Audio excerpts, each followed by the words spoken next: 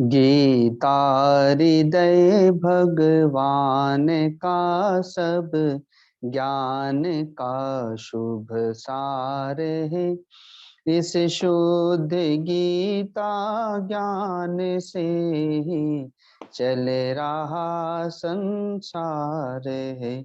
गीता परम विद्या सनातन सर्वशास्त्र प्रधान है। पर ब्रह्म रूपी मोक्षकारी नित्य गीता ज्ञान है। यह मोह माया कष्टमय तरना जिसे संसार हो, वह बैठ गीता नाव में सुख से सहज में पार।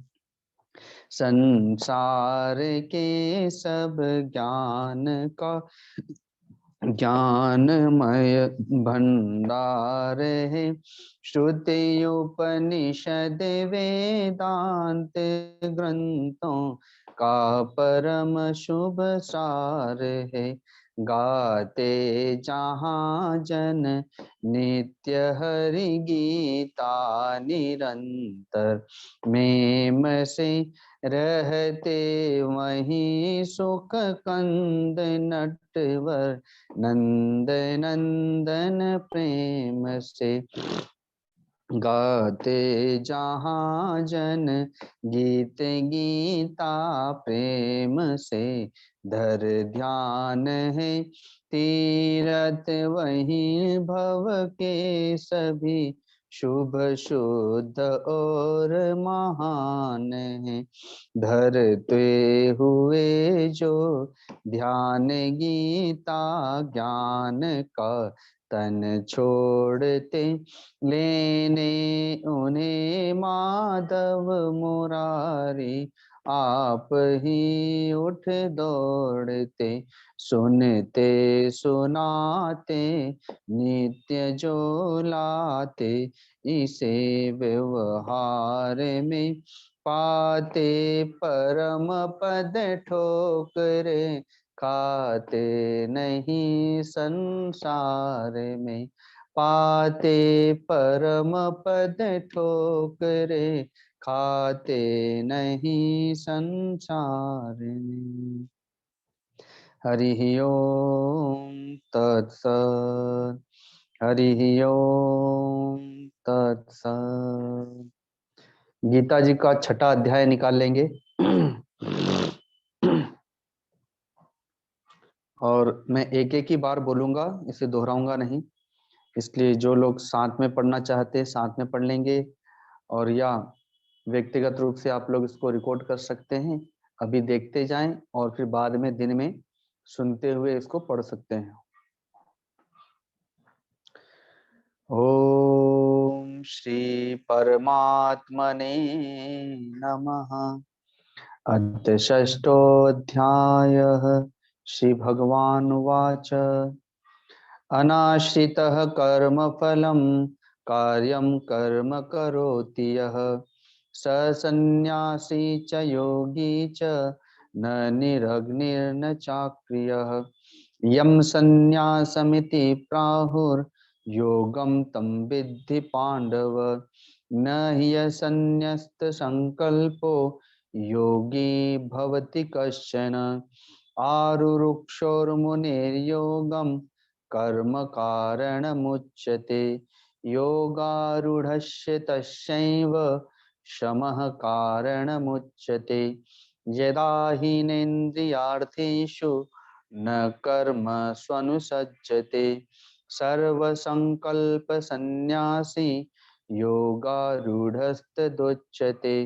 उद्धरेदात्मनात्मानं नात्मानमवसादयेत्। आत्मैव ह्यात्मनो बन्धुरात्मैव रिपुरात्मनः।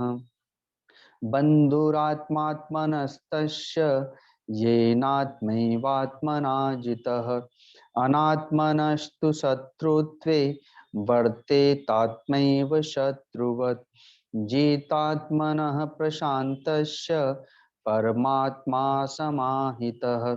शीतोष्ण सुख दुःखेषु तथा मानापमानयोः। ज्ञान विज्ञान तृप्तात्मा कूटस्थो विजितेन्द्रियः। युक्त इत्युच्यते योगी समलोष्टाश्मकाञ्चनः। शूरिन्मित्रार्युदासीन मध्यस्थद्वेष्य बन्धुषु। साधुष्वपि च पापेषु समबुद्धिर्विशिष्यते।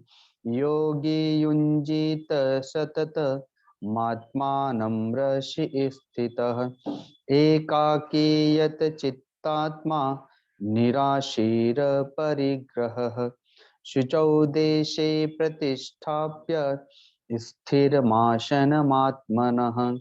नात्युच्छ्रितं नातिनीचं चैलाजिनकुशोत्तरम्। तत्रैकाग्रं मनः कृत्वा यतचित्तेन्द्रियक्रियः। उपविश्यासने युञ्ज्याद् योगमात्मविशुद्धये। समं काय शिरो ग्रीवं धारयन्नचलं स्थिरः। सम्प्रेक्ष्य नासिकाग्रं शं दिशश्चानवलोकयन्। प्रशान्तात्मा विगतभिर्ब्रह्मचारी व्रत स्थितः। मनः संयम्य मच्चेतो युक्त आश्रित मत्परः। युञ्जन्नेवं सदात्मानं योगी नियतमानसः। शान्तिं निर्वाण परमां मत्संस्थामधिगच्छति। नात्यस्नस्तस्तु योगोऽस्ति न चैकान्तमनश्नतः। न चातिस्वप्नशीलस्य जाग्रतो नैव चार्जुन। युक्ताहारविहारस्य युक्तचेष्टस्य कर्मसु युक्तस्वप्नावबोधस्य योगो भवति दुःखः। यदा विनियतं चित्तमात्मन्येवावतिष्ठते। निष्क्रियः सर्वकामेभ्यो युक्त इत्युच्यते तदा। यथा दीपो निवातस्थो नेङ्गते सोपमा स्मृता। योगिनो यत चित्तस्य युञ्जतो योगमात्मनः। यत्रो परमते चित्तं निरुद्धं योगसेवया। यत्र चैवात्मनात्मानं पश्यन्नात्मनि तुष्यति। सुखमात्यन्तिकं यत्तद् बुद्धिग्राह्यमतीन्द्रियं। वेत्ति यत्र न चैवायं स्थित चलति निस्तत्वतः। यं लब्ध्वा चापरं लाभं मन्यते नाधिकं ततः। यस्मिन् स्थितो न दुःखेन गुरुणापि विचाल्यते। तं विद्याद् दुःखसंयोग वियोगं योगसंज्ञितं। स निश्चयेन योक्तव्यो योगो निर्विण्णचेतसा। संकल्प प्रभवान् कामान् त्यक्त्वा सर्वान् शेषतः। मनसैवेन्द्रियग्रामं विनियम्य समन्ततः। शनैः शनैरुपरमेत् बुद्ध्या धृति गृहीतया।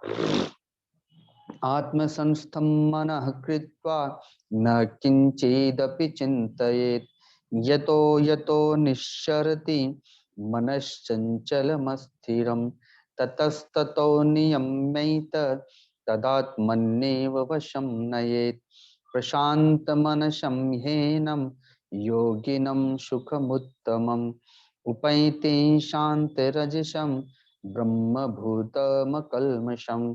युञ्जन्नेवं सदात्मानं योगी विगतकल्मषः। सुखेन ब्रह्मसंस्पर्श मत्यन्तं सुखमश्नुते। सर्वभूतस्तथात्मानं सर्वभूतानि चात्मनि। इक्षते योगयुक्तात्मा सर्वत्र समदर्शनः यो मां पश्यति सर्वत्र सर्वं च मयि पश्यति तस्याहं न प्रणश्यामि स च मे न प्रणश्यति सर्वभूतस्थितं यो मां भजत्येकत्वमास्थितः सर्वथा वर्तमानोऽपि स योगी मयि वर्तते आत्मौपम्येन सर्वत्र समं पश्यति योऽर्जुन सुखं वा यदि वा दुःखं स योगी परमो मतः। अर्जुन उवाच योऽयं योगस्त्वया प्रोक्तः साम्येन मधुसूदन एतस्याहं न पश्यामि चञ्चलत्वा स्थितिं स्थिरां चञ्चलं हि मनः कृष्ण प्रमाथे बलवदृढं तस्याहं निग्रहं मन्ये वायोरिव सुदुष्करं। श्री भगवान उवाच असंशयं महाबाहो मनो दुर्निग्रहं चलम् अभ्यासेन तु कौन्तेय वैराग्येण च गृह्यते असंयतात्मना योगो दुष्प्राप इति मे मतिः वश्यात्मना तु यतता शक्यो वाप्तुमुपायतः। अर्जुन उवाच अयति हि श्रद्धयोपेतो योगाच्चलितमानसः अप्राप्य योग संसिद्धिं काम गतिं कृष्ण गच्छति कच्चिन्नो भय विभ्रष्टस् छिन्नाभ्रमिव निश्यति अप्रतिष्ठो महाबाहो विमूढ़ो ब्रह्मणः पथि एतन्मे संशयं कृष्ण छेत्तुमर्हस्य शेषतः त्वदन्यः संशयस्यास्य चित्ता न ह्युपपद्यते। श्री भगवान उवाच पार्थेनैवेहि नामुत्र विनाशस्तस्य विद्यते न हि कल्याणकृत कश्चित् दुर्गतिं तात गच्छति प्राप्य पुण्यकृतां लोका विशित्वा शाश्वतिः समः शुचीनां श्रीमतां गेहे योग भ्रष्टोऽभिजायते अथवा योगिनामेव कुले भवति धीमताम् एतद्धि दुर्लभतरं लोके जन्म यदीदृशं तत्र तं बुद्धि संयोगं लभते पौर्वदेहिकं यत् ते च ततो भूयः संसिद्धो कुरुनन्दन पूर्वाभ्यासेन तेनेव हिते ह्यवशोऽपि सः जिज्ञासुरपि योगस्य शब्दब्रह्माति वर्तते प्रयत्नाद्यत्यमानस्तु योगी संशुद्धिकिल्बिषः अनेकजन्म संसिद्धस्ततो याति परां गतिं तपस्विभ्योऽधिको योगी ज्ञानिभ्योऽपि मतोऽधिकः कर्मिभ्यश्चाधिको योगी तस्माद्योगी भवार्जुन योगिनामपि सर्वेषां मद्गतेनान्तरात्मना श्रद्धावान् भजते यो मां स मे युक्ततमो मतः। हरिः ओम तत्सृति श्रीमद्भगवद्गीतासु उपनिषत्सु ब्रह्म विद्यायां योगशास्त्रे श्री कृष्णार्जुन संवादे आत्मसंयम योगो नाम षष्ठोऽध्यायः। हरिः ओम तत्सत्। हरिः ओम तत्सत्। हरिः ओम तत्सत्। गीता जी का यह छठा अध्याय आत्म संयम योग के नाम से जाना जाता है। इस अध्याय में भगवान ने शरीर का संयम, वाणी का संयम, इंद्रियों का संयम, मन का संयम, अपने आहार विहार का संयम के विषय में बताया है तथा ध्यान योग की विधि बताई है। अभी तक भगवान ने कर्म योग, ज्ञान योग और कर्म योग के विषय में बताया था। दूसरा अध्याय ज्ञान योग से प्रारंभ किया, लेकिन चूंकि ज्ञान के अधिकारी सभी नहीं हैं, इसलिए भगवान कर्म योग में उतर गए। गृहस्थ आश्रम में कर्म भाव के साथ करना है, संन्यास आश्रम में ब्रह्मचारी ज्ञान के साथ कर्म करते हैं और कर्म से मुक्त हो जाते हैं। लेकिन अब ध्यान योग की प्रक्रिया भी भगवान इस अध्याय में बताने जा रहे हैं। गृहस्थ आश्रम में संध्या का विधान है, वह सुबह शाम संध्या करे, संध्या में बैठ करके भगवान नाम स्मरण तथा भगवान का ध्यान करे। और सन्यासी की ब्रह्मचारी के लिए 10-10 घंटा 12-12 घंटा ध्यान का विधान है। तो लेकिन ध्यान की भूमिका कर्मयोग है। जैसे आकाश में हम लोग हवाई जहाज को उड़ते हुए देखते हैं, लेकिन वो उड़ा पहले जमीन पर ही है, जमीन पर बहुत तेजी के साथ चलता है, बड़ी सधी हुई गति से तारतम्यता को लेते हुए वो दौड़ता है और धीरे धीरे उड़ करके आकाश में प्रवेश कर जाता है। वैसे ही जब हमारा शरीर स्थिर होगा, इंद्रियां स्थिर होंगी, प्राण स्थिर होंगे, रीढ़ की हड्डी सीधी होगी, मन के विचार स्थिर होंगे, तब अपने आप सूक्ष्म शरीर में प्रवेश मिल जाएगा और सूक्ष्म शरीर लोक लोकांतरों में भ्रमण करेगा। तो जैसे स्थूल शरीर है, वैसे इसके भीतर एक सूक्ष्म शरीर भी है, जो सपने वाला शरीर है, वह लोक लोकांतरों में भ्रमण कर सकता है। तो अब उसी विषय को भगवान इस अध्याय में बता रहे हैं। कहते हैं अनाशित कर्मफलम कार्यम कर्म करोति, जो बिना फल की कामना के कर्म योगी कर्म करता है वही सन्यासी और वही योगी है। चाहे वह सन्यास आश्रम का हो चाहे गृहस्थ आश्रम का हो, तो जोगी वही है। कर्मयोगी जो भगवान के लिए कर्म करता है वही कर्मयोगी है। वही निष्काम कर्म योगी है, जो बिना फल की कामना के भगवान के लिए गुरु के लिए कर्म करता है वही निष्काम कर्म योगी है। राजा जनक की भांति जो परिवार के लिए, बाल बच्चों के लिए, विषय सुख के लिए कर्म करता है तो वह तो सकाम योग, सकाम कर्मी है।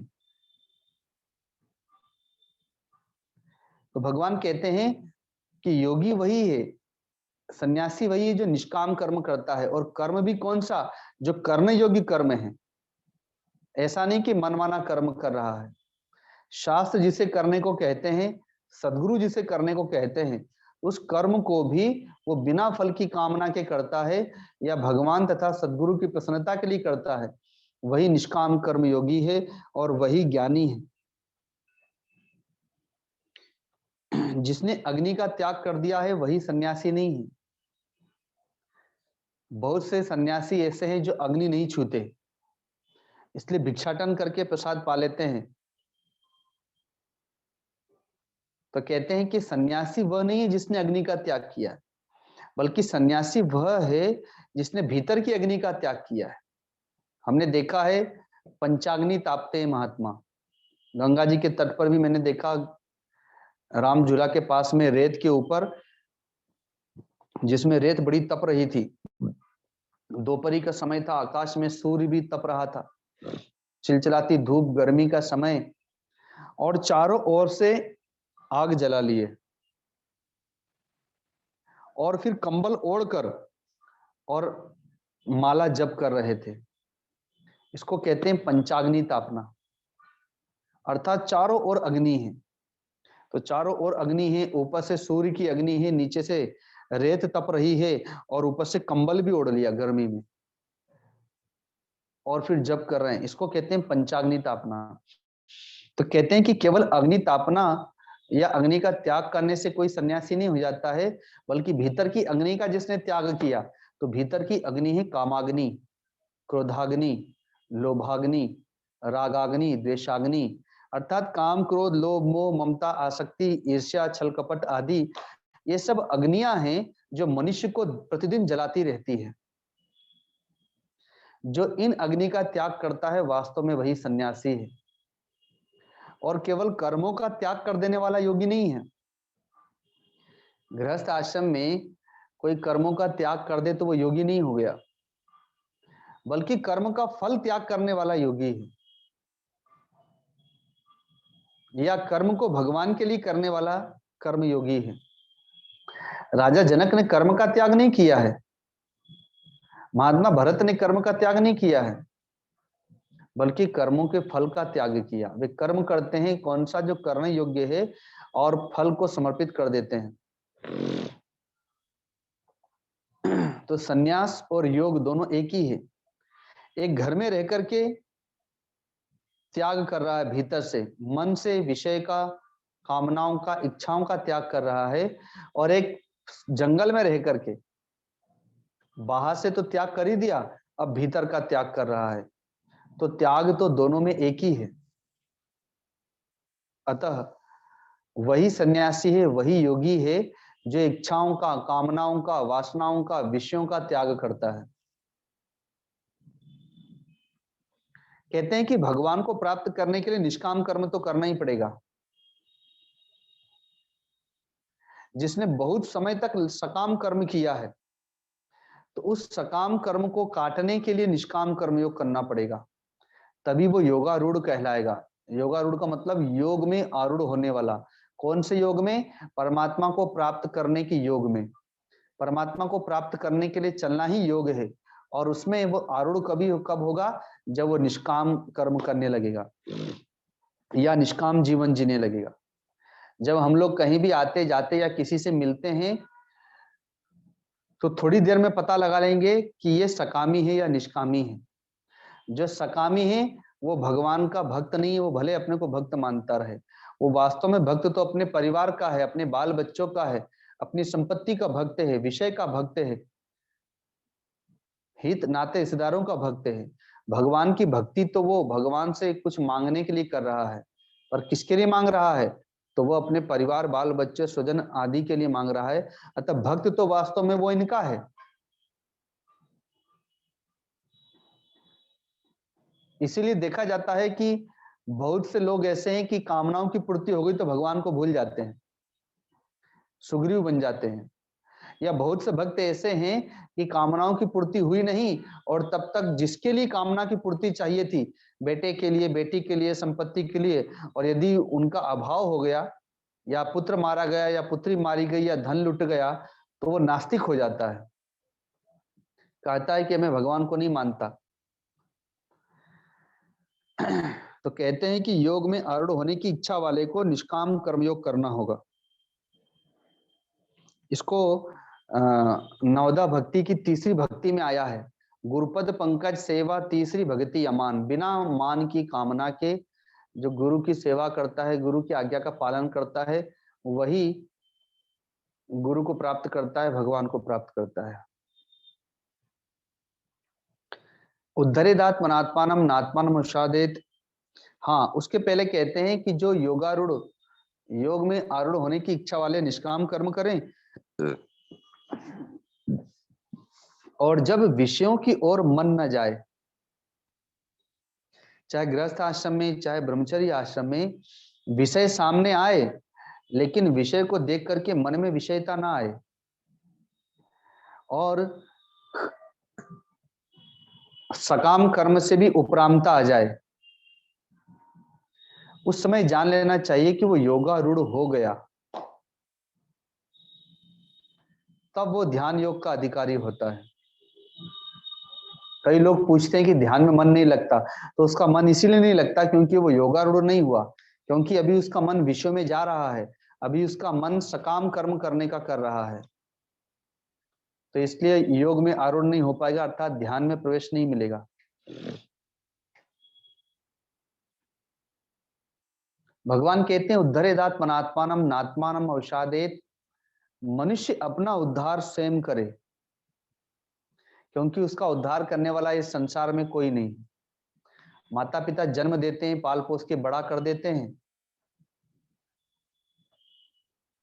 लेकिन जब आप भगवान के मार्ग पर चलेंगे तो सबसे पहले बाधा वही बनेंगे, आपको रोकेंगे। स्वजन भाई बांधव जिनके साथ में हम रहते हैं, वे भी हमारा उद्धार नहीं कर सकते, बल्कि उद्धार करने जाएंगे तो वे ही बाधा बनेंगे। भौतिक गुरु जो हमें शिक्षा प्रदान करते हैं, वे भी हमारा इस संसार से उद्धार नहीं कर सकते। संसार से उद्धार तो एकमात्र सदगुरु ही हैं जो हमें मार्ग बताते हैं। लेकिन चलना तो हमें ही है। सद्गुरु संकेत करते जाएं, उनकी आज्ञा का पालन करते जाएं। इसलिए कहते हैं उद्धरेदात्मनात्मनम, उद्धार तो हमें स्वयं अपना ही करना है।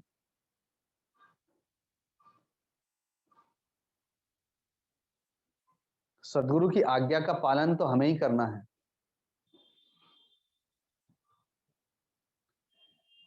कहते हैं जिसने अपने मन बुद्धि को जीत लिया वह तो अपना मित्र हो गया, अर्थात उसने अपना उद्धार कर लिया। और जो अपने मन के वश में हो गया, अपनी बुद्धि के वश में हो गया, अपनी इंद्रियों के वश में हो गया, तो मन तो हमेशा पतन की ओर ही जा रहा है, तो वो हमारा और पतन करा देता है, नरक में लेके जाता है। अतः उसके समान शत्रु कौन है? अभी हम लगभग 2 महीने से यात्रा पर है। 21 नवंबर के लगभग हम लोग ऋषिकेश से निकले थे और अभी आज 19-20 तारीख हो गई है, 2 महीने लगभग हो गए। तो घर घर में घरों की कहानियां सुनते हैं, तो सब जगह हम कहते हैं कि पहले मैंने सुना था कि लोगों के दुश्मन हुआ करते थे, शत्रु होते थे, जिसको लोग कहते थे ये मेरा जानी दुश्मन है, और कई वर्षों तक दुश्मनी चलती थी, यहाँ तक कि पीढ़ी तक दुश्मनी चलती थी। तो मैंने कहा कि अब वो दुश्मन तो सब खत्म हो गए, शत्रु तो सब खत्म हो गए, अब तो सबके घरों में ही शत्रु हो गए हैं। भाई भाई का शत्रु है, मित्र मित्र का शत्रु है, पिता पुत्र का शत्रु है, बहू सास ससुर के शत्रु है, अब तो पति पत्नी भी शत्रु हो गए। अर्थात झगड़े तो घर में ही हो रहे हैं, अब बाहर के शत्रु तो अब रह ही नहीं गए। बस ठीक वैसे ही भगवान कहते हैं कि जिसने अपने मन को जीत लिया वही अपना मित्र है, जिसने मन को नहीं जीता वो अपना शत्रु है। क्योंकि बाहर में कोई शत्रु और मित्र नहीं है, हमारा मन ही मित्र है, हमारा मन ही शत्रु है। यदि मन संसार की तरफ जा रहा है, विषय की तरफ जा रहा है, तो वो हमारा शत्रु है, और यदि मन भगवान के भजन में लग रहा है तो वो हमारा मित्र है। और हम ही अपने मन को चाहे जिधर लगा सकते हैं, यह हमारे ऊपर निर्भर करता है।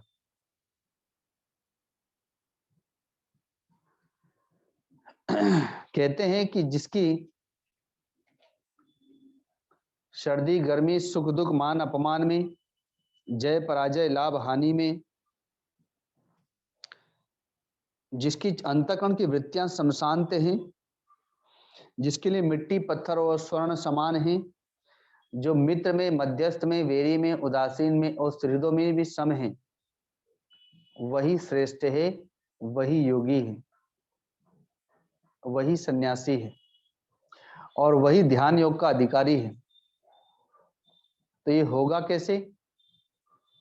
क्योंकि सर्दी में गर्मी में, सुख में दुख में, मान में अपमान में, शत्रु में मित्र में हमारा चित्त सम कैसे बना रहेगा? मिट्टी पत्थर और स्वर्ण में हमारा चित्त समान कैसे बना रहेगा? तथा मित्र बैरी में, सुहृद में, मध्यस्थ में, उदासीन में, साधु में, पापात्मा में, इनमें हमारा मन उदासीन अर्थात समशांत कैसे बना रहेगा? तब कहते हैं ध्यान योग से।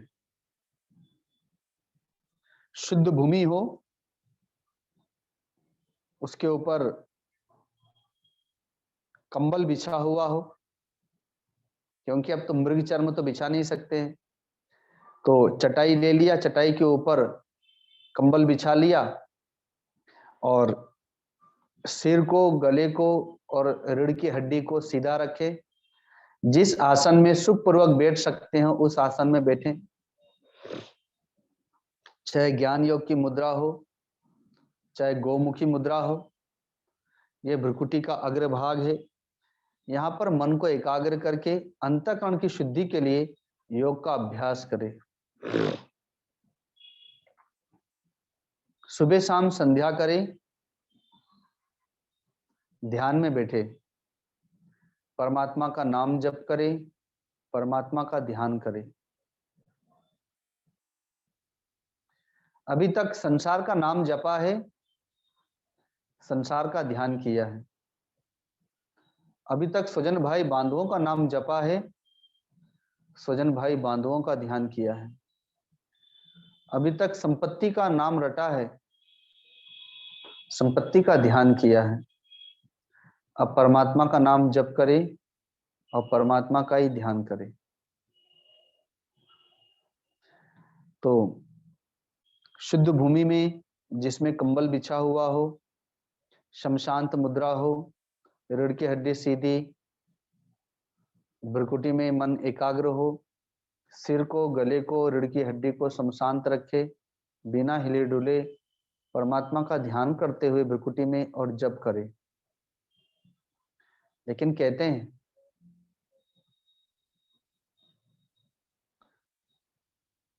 ब्रह्मचारी व्रते स्थितः, ब्रह्मचर्य का पालन करते हुए और भय रहित होकर एकांत स्थान में स्थित होकर के परमात्मा का ध्यान करें। जैसा मैंने कल कहा था, 8-10 दिनों के लिए हम लोग अभी एकांत में आ गए हैं, क्योंकि साधना के लिए एकांत चाहिए। इन 10 दिनों में बहुत ज्यादा शादियां हैं, तो इसलिए एकांत में आकर के और साधन कर रहे हैं। तो वैसे एकांत स्थान में स्थित होकर के मन की एकाग्रता के लिए योग का अभ्यास करे, भय रहित हो जाए, क्योंकि वह परमात्मा के प्रति समर्पित हो जाए। तो फिर भय किससा, कैसा? और ब्रह्मचर्य व्रत का पालन करे। गृहस्थ आश्रम का ब्रह्मचर्य और संन्यास आश्रम का ब्रह्मचर्य, 2 ब्रह्मचर्य हैं।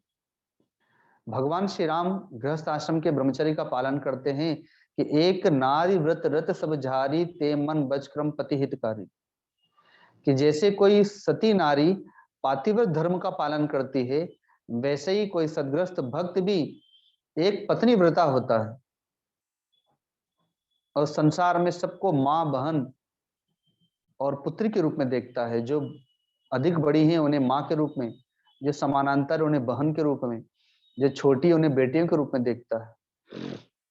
और पत्नी को भी वासना की प्रतिमूर्ति नहीं देखता, बल्कि लक्ष्मी के रूप में, शक्ति के रूप में देखता है।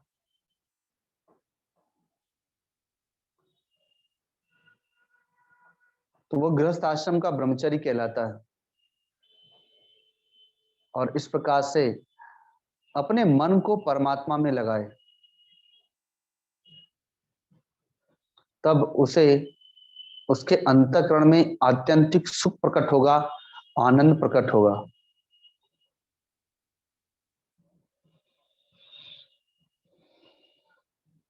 कहते हैं कि यह योग ना तो बहुत ज्यादा खाने वाले का सिद्ध होता है और ना बिल्कुल ना खाने वाले का सिद्ध होता है। अर्थात ठूस ठूस के खाते रहेंगे तो ध्यान नहीं लगेगा, योग नहीं लगेगा। और एकदम पेट खाली रखेंगे तो बैठने जाएंगे तो नींद आ जाएगी, खाली पेट। और बहुत ज्यादा सोएंगे तो भी योग सिद्ध नहीं होगा, और बहुत कम सोएंगे तो नींद पूरी नहीं होने से भी योग सिद्ध नहीं होगा।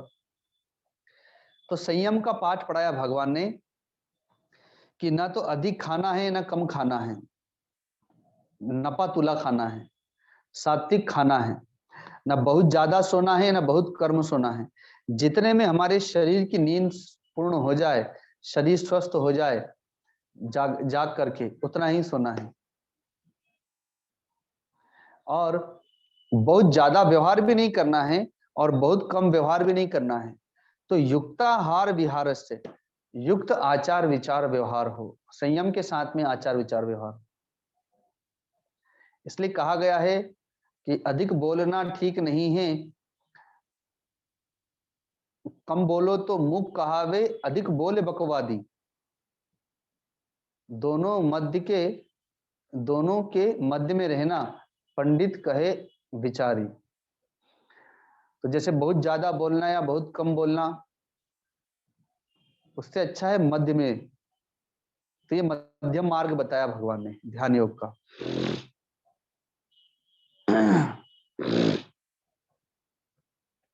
फिर कहते हैं मन जहां जहां जाए वहां से मन को वापस परमात्मा में लेके आए, क्योंकि अब बैठ तो गए लेकिन मन नहीं लगेगा।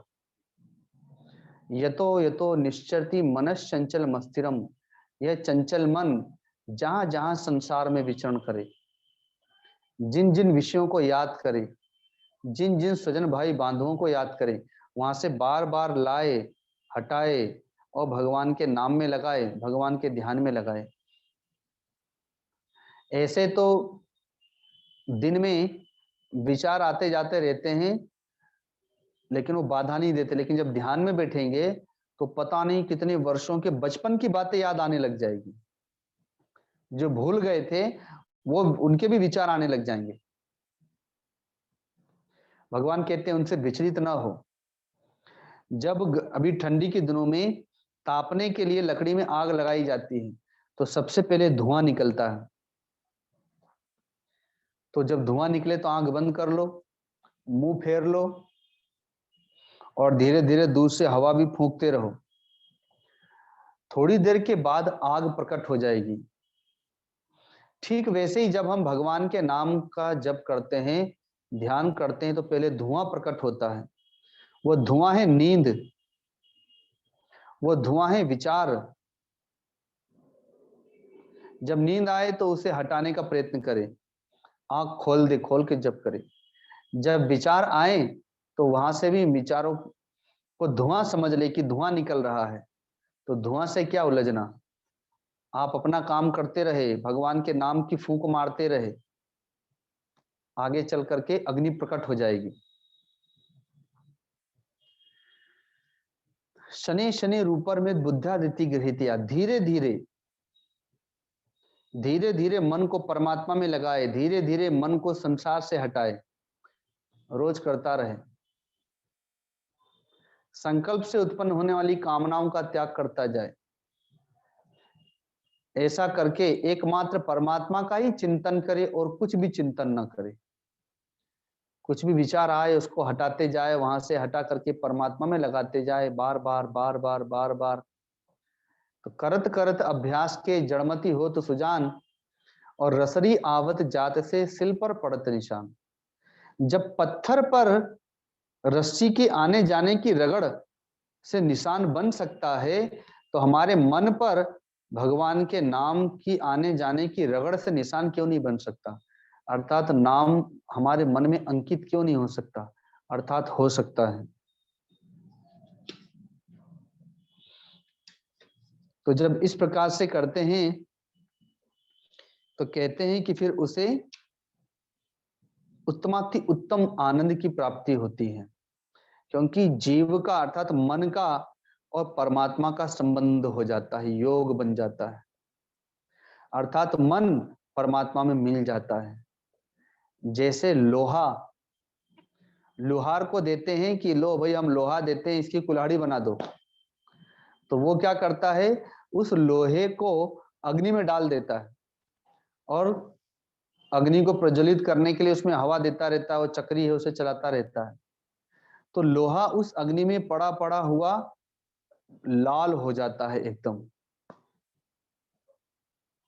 फिर उसे निकाल करके वो ठोकता है, पीटता है और कुल्हाड़ी की आकृति दे देता है।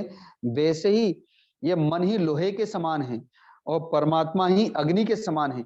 इस मन रूपी लोहे को परमात्मा रूपी अग्नि में डाल दो, अर्थात उनके नाम और उनके ध्यान में इस मन को लगा दो, तो ये मन भी ब्रह्माकार हो जाएगा, परमात्मा के स्वरूप वाला हो जाएगा। अब इसे जो आकृति देना है आकृति प्राप्त हो जाएगी और उस समय आत्यंतिक सुख, आत्यंतिक आनंद की प्राप्ति होगी। उस समय क्या प्रतीत होगा,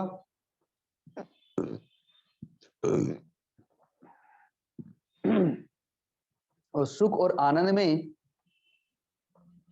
हमें ब्रह्म दृष्टि की प्राप्ति होगी कि सब रूपों में परमात्मा की प्रतीति होगी। जिसे मैंने पहले कई बार भजन में गाया भी है कि पत्ते पत्ते में है झांकी भगवान की, किसी सूझ वाली आंख ने पहचान ली। और ये सारा संसार उस परमात्मा में ही दिखाई देगा। जिसे महात्मा प्रहलाद ने कहा था कि मुझ में तुझ में खंग खम्ब में घट घट व्यापे राम। मेरा राम तो सर्वत्र है, सब दूर है, सब और है, सब में है और सब कुछ उसी में है, ऐसा प्रतीत होने लगेगा। तब महात्मा अर्जुन ने भगवान से प्रश्न किया, जो वास्तव में हम सबका भी प्रश्न है। प्रश्न है, कहते हैं कि आपने जो योग बताया है कि मन को परमात्मा में लगाने का जो योग है, वो कहना तो बड़ा सरल है लेकिन है बहुत कठिन, क्योंकि मन बहुत चंचल है। संसार में समुद्र पर पुल बना दिया जाता है, बड़ी बड़ी नदियों को बांध बना करके रोक देते हैं, जंगलों में आग लग जाती है तो फायर ब्रिगेड वाले पानी लेकर के पहुंच जाते, आग बुझा देते हैं, अर्थात जल पर अग्नि पर कंट्रोल कर लेते हैं और बड़े बड़े पर्वतों को भी ब्लास्ट करके रास्ता निकाल लेते हैं। अर्थात पृथ्वी पर भी मानो, पर्वत पर भी मानो संयम कर लेते हैं, अपने अनुसार चला लेते हैं। लेकिन मन पर संयम बड़ा कठिन है, मन को अपने अनुसार चलाना बड़ा कठिन है। संसार में सबसे कठिन काम है मन पर संयम करना, क्योंकि इसमें मन के प्रतिकूल चलना होता है। और अभी तक हमने मन के अनुकूल चला है, मन के अनुसार चला है। मन के अनुसार चलते हैं तो मन प्रसन्न रहता है, और अब तो मन के प्रतिकूल चलना है। मन के अनुसार नहीं चलना बल्कि मन को अपने अनुसार चलाना है, तो मन तो फिर उत्पात मचा देगा। तो कहते हैं इसलिए वायु को रोकना भी आसान समझता हूं, क्योंकि योगी प्राणायाम करके वायु को रोक लेते हैं, स्तंभित कर देते हैं, लेकिन मन को रोकना उनके लिए भी कठिन है। और संसार में जिधर देखो, जिसे देखो, सब अपने मन से ही परेशान हैं, सब अपने मन से दुखी है। सब यही कहते हैं कि मन बड़ा अशांत रहता है, मन बड़ा बेचैन रहता है। भगवान ने सब कुछ दिया, बड़ा परिवार है, अपार संपत्ति है, लेकिन मन अशांत रहता है, या मन परमात्मा में नहीं लगता। तो भगवान महात्मा अर्जुन के प्रश्न का उत्तर देते हैं, कहते हैं कि निसंदेह मन बड़ा चंचल है और कठिनता से वश में होता है, लेकिन ये असंभव नहीं है।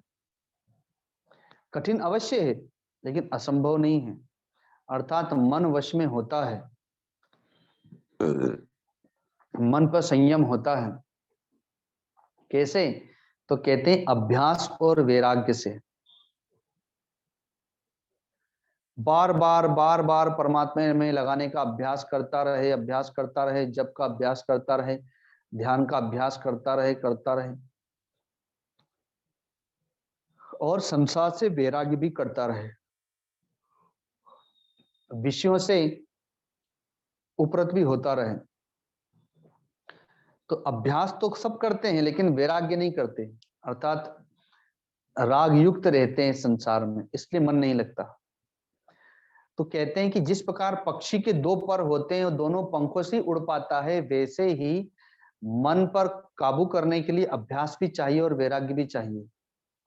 केवल वैराग्य होगा तो भी नहीं चलेगा और केवल अभ्यास होगा तो भी नहीं चलेगा, अभ्यास और वैराग्य दोनों हो।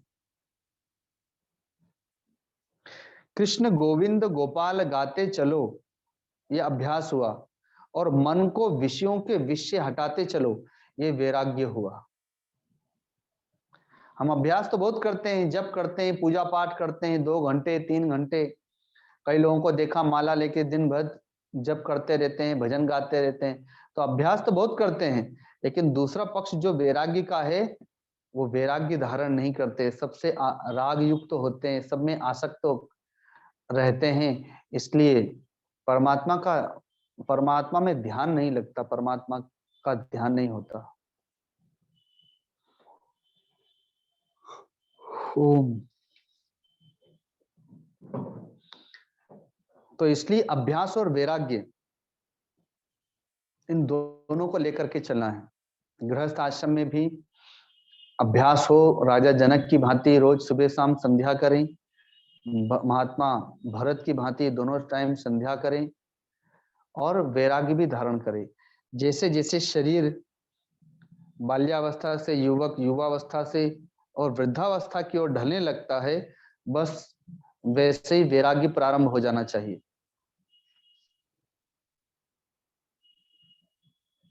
आगे पुनः महात्मा अर्जुन ने प्रश्न किया, कहते हैं कि जो आपके योग में श्रद्धा तो रखता है, परमात्मा में श्रद्धा तो रखता है, भजन में भी श्रद्धा रखता है, लेकिन संयमी नहीं है। जब मन में आया सो खा लिया, जब मन में आया तब सो लिया, जब मन में आया तब विषयों को भोग लिया, तो ऐसा पुरुष तो अंत काल में योग भ्रष्ट हो जाता है। तो फिर उसकी गति क्या होती है? क्या इतने दिनों से जो भगवान का भजन कर रहा है, योग कर रहा है, तो क्या वो सब नष्ट भ्रष्ट हो जाता है? भगवान कहते नहीं, परमात्मा के लिए किया गया कोई भी साधन कभी व्यर्थ नहीं जाता। वह शरीर छोड़ करके पुण्यवानों के लोकों में चला जाता है, स्वर्ग लोक में चला जाता है, और वहां से जब पुण्य क्षीण होता है तो फिर वह श्रीमानों के घर में जन्म लेता है, भक्तों के घर में जन्म लेता है। इसीलिए कहा गया है कि भक्ति बीज बिनसे नहीं, जो जुग जाए अनंत, और जिस योनि में जन्म हो तो जोड़ देत भगवंत। आपने जो भक्ति की है, जो भजन किया है, जो साधना की है, वो व्यर्थ नहीं जाती, उसके संस्कार संचित होते रहते हैं।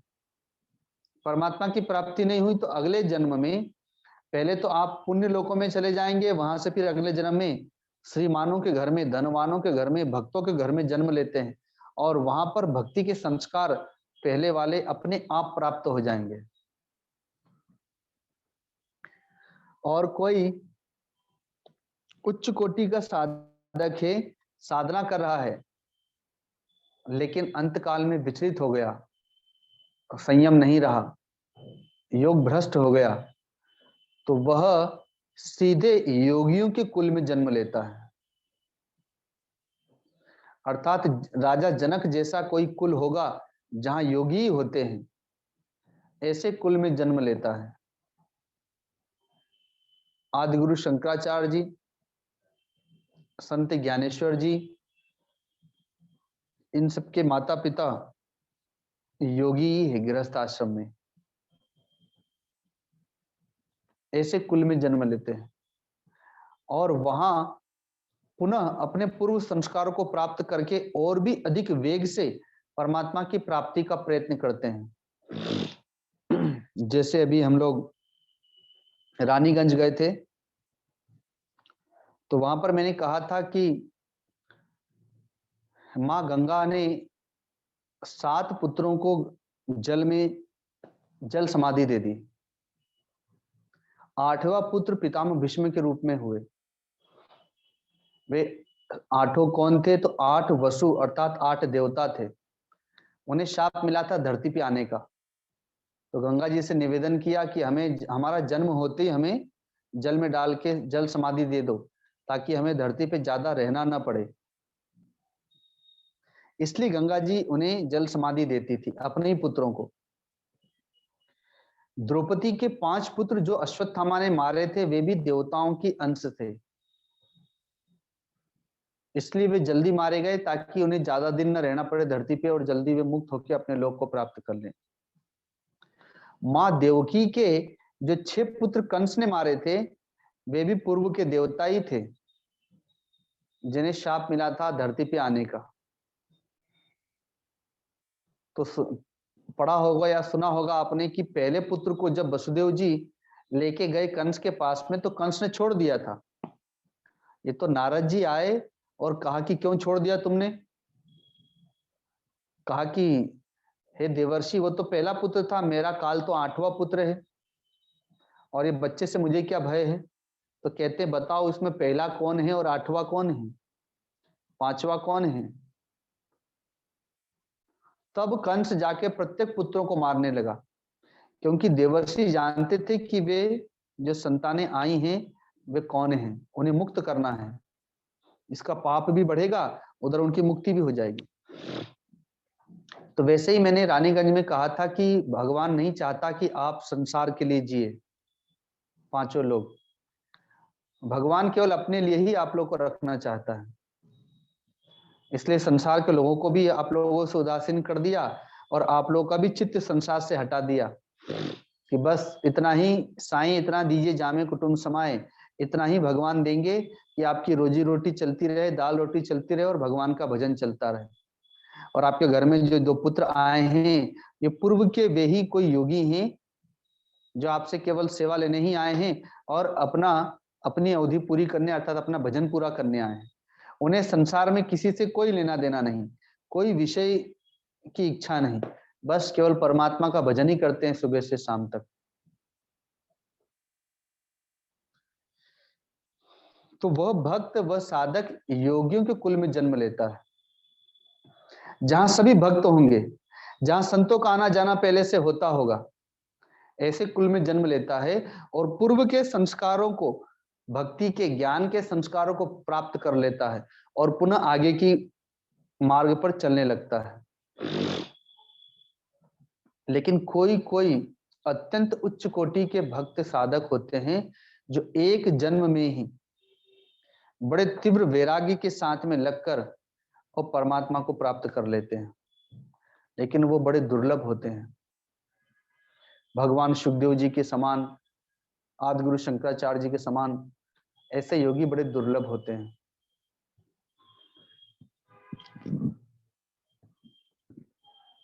तो कहते हैं कि अर्जुन तुम भी योगी हो। तुम्हारे पिता महात्मा पांडु योगी ही थे, वन प्रदेश में साधना करते हुए उनका शरीर गया। तुम्हारी माँ कुंती एक महान योगिनी है जो मुझे पहचानती है, मेरे लिए जीवन जीती है, और उन्होंने तो अपने तुम पांचों पुत्रों को मुझे समर्पित कर दिया है। तो तुम योगियों के कुल में जन्म लिए हो और तुम स्वयं भी एक महान योगी हो। थोड़ी देर के लिए तुम्हें सकामता आ गई है इन स्वजन भाई बांधवों को देखने से, लेकिन अब तुम पुनः निष्काम कर्म योगी हो जाओ, क्योंकि निष्काम कर्म योगी, निष्काम ध्यान योगी सबसे श्रेष्ठ है। सकाम तपस्वी से योगी श्रेष्ठ है। बहुत सारे तपस्वी तपस्या कर रहे हैं। भगवान बुद्ध के पास में उनका एक शिष्य 10 साल तक तपस्या करके और फिर आया। भगवान बुद्ध ने पूछा क्या प्राप्त किया 10 साल में तपस्या करके? तो कहा कि एक सिद्धि मिल गई है मुझे। कहा कौन सी सिद्धि? कहा कि मैं जल के ऊपर चल सकता हूं, डूबूंगा नहीं। जैसे हिरण्यकश्यप की बहन होलिका ने तपस्या करके ब्रह्मा जी से वरदान प्राप्त किया था कि मैं अग्नि में जलूंगी नहीं,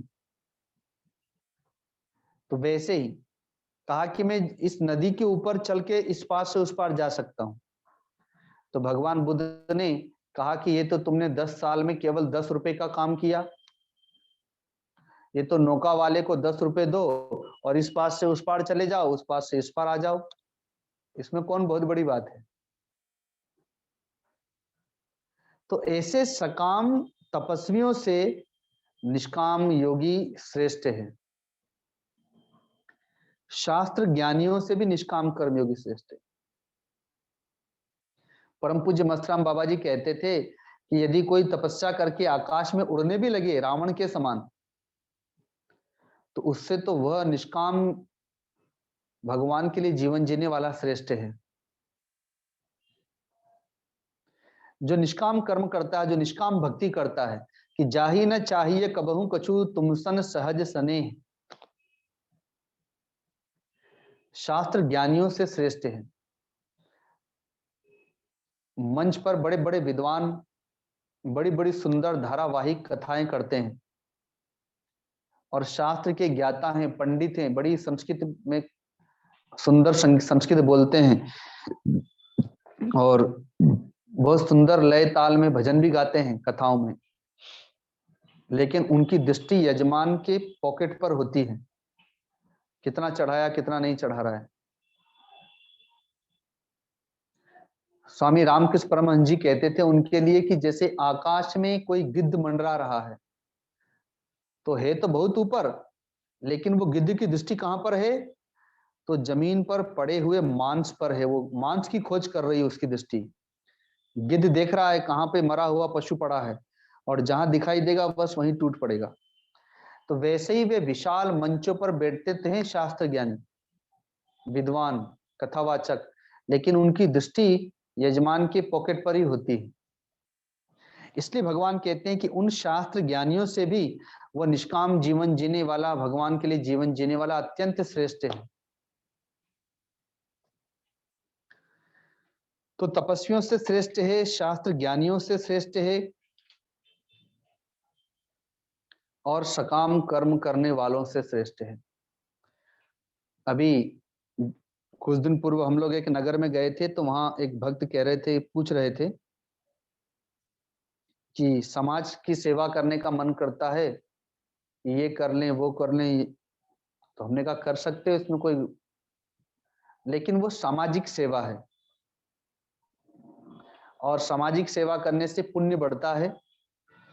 लेकिन अगर उसी में मान सम्मान की कामना हो तो मान सम्मान मिल जाएगा, पद प्रतिष्ठा मिल जाएगी, और आपका टीवी में नाम आ जाएगा, अखबारों में नाम आ जाएगा, तो पुण्य आपको मिल गया। अगर आपने मान सम्मान नहीं चाहा, पद प्रतिष्ठा नहीं चाही, तो उस पुण्य से स्वर्ग लोग चले जाएंगे। तो वो सामाजिक सेवा से पुण्य मिलता है, लेकिन धार्मिक सेवा से, संतों की सेवा, गुरु की सेवा, मंदिर की सेवा, धर्मशाला की सेवा, तीर्थों में सेवा, तो ये धर्म की सेवा है। और धर्मते विरति जोगते ज्ञाना, इससे भक्ति मिलती है, ज्ञान मिलता है, वैराग्य मिलता है। जब तक कोई धार्मिक नहीं होगा तब तक वो आध्यात्मिक भी नहीं हो सकता। जब धार्मिक होगा तभी अध्यात्म में प्रवेश मिलेगा। तो वही कहते हैं, सकाम कर्म से भी, सकाम कर्म करने वालों से भी निष्काम कर्म योगी, निष्काम ध्यान योगी श्रेष्ठ है। इसलिए हे अर्जुन, तुम योगी हो जाओ। और ये बात केवल भगवान महात्मा अर्जुन से ही नहीं कह रहे हैं, ये हम सबसे भी कह रहे हैं कि संपूर्ण योगियों में भी जो योगी अत्यंत श्रद्धा से युक्त होकर मुझे भजता है, वह योगी मुझे सर्वश्रेष्ठ मान्य है। अतः भगवान सबसे कहते हैं कि वे योगी हो जाएं, सुबह शाम ध्यान करें, ध्यान योगी हो जाएं, और दिन भर कर्मयोग करें, कर्मयोगी हो जाएं, लेकिन निष्काम ध्यान योग करें, निष्काम कर्मयोग करें। ऐसा भगवान महात्मा अर्जुन के माध्यम से हम सभी से कहते हैं, और यही छठे अध्याय का सार है। तो एक छोटे से संकीर्तन के माध्यम से वाणी को विराम देंगे। श्री कृष्ण गोविंद हरे मुरारे, हे नाथ नारायण वासुदेवाय। श्री कृष्ण गोविंद हरे मुरारे, हे नाथ नारायण वासुदेवाय। हे नाथ नारायण वासुदेवाय, हे नाथ नारायण वासुदेवाय, हे नाथ नारायण वासुदेवाय। श्री कृष्ण गोविंद हरे मुरारे, हे नाथ नारायण वासुदेवाय। राधे कृष्ण राधे कृष्ण, राधे कृष्ण राधे कृष्ण, राधे कृष्ण राधे कृष्ण, राधे कृष्ण राधे कृष्ण, राधे कृष्ण राधे कृष्ण, राधे कृष्ण राधे कृष्ण, राधे कृष्ण राधे कृष्ण, राधे कृष्ण राधे कृष्ण, राधे कृष्ण राधे कृष्ण, राधे कृष्ण कृष्ण कृष्ण, राधे कृष्ण राधे कृष्ण, राधे कृष्ण कृष्ण कृष्ण। श्री कृष्ण गोविंद हरे मुरारे, हे नाथ नारायण वासुदेवाय, हे नाथ नारायण वासुदेवाय, हे नाथ नारायण वासुदेवाय। गीता जी का जो ज्ञान है थोड़ा कठिन विषय है और अभी मैं केवल सार सार बता रहा हूं, तो इसलिए इसमें दृष्टांत कहानियां कम आती हैं, तो बहुत से लोगों को कठिन भी लग सकता है, क्योंकि कथाओं को सुनते सुनते कथाओं की आदत हो गई है। लेकिन अभी आप मूल विषय को समझ लेंगे तो आगे चल करके जब हम प्रत्येक मंत्रों की व्याख्या करेंगे, उसमें कथाएं आएंगी, उस समय आपको ये सारा विषय अच्छी प्रकार से समझ आने लग जाएगा। इसलिए अभी सार सार संक्षेप में बता करके एक बार आगे बढ़ रहे हैं, ताकि गीता जी आपको धीरे धीरे ग्राह्य होती जाए, समझ में आती जाए। तो यहीं पर वाणी को विराम।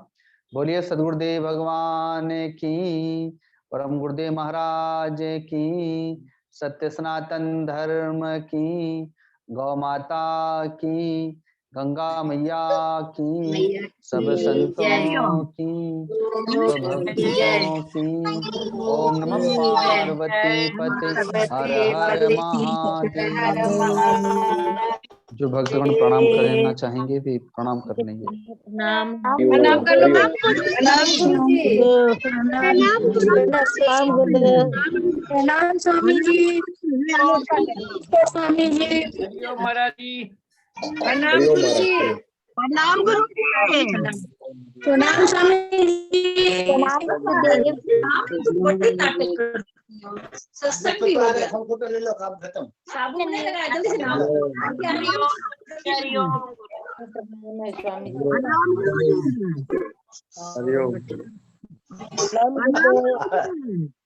प्रणाम गुरुजी। प्रणाम स्वामी जी। प्रणाम स्वामी जी। तैयार हो जाओ, बोले आधा रोटी बचा हुआ। हाँ, आधा रोटी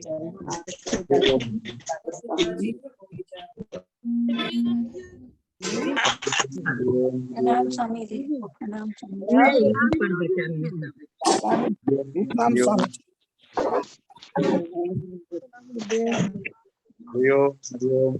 हरिओम।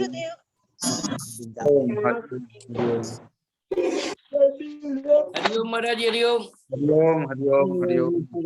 हेलो। हाँ सुनीता। हाँ प्रणाम। प्रणाम गुरुजी। प्रणाम गुरुजी। प्रणाम बाबा। बाबा प्रणाम। हरिओम हरिओम हरिओम। सभी भक्तों को जी, आइए सभी मिलकर जयकारा लगाएंगे। बोलिए सद्गुरुदेव भगवान की जय। भगवान की जय, की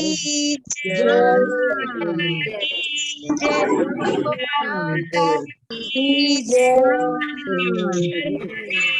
की जय, आज की जय।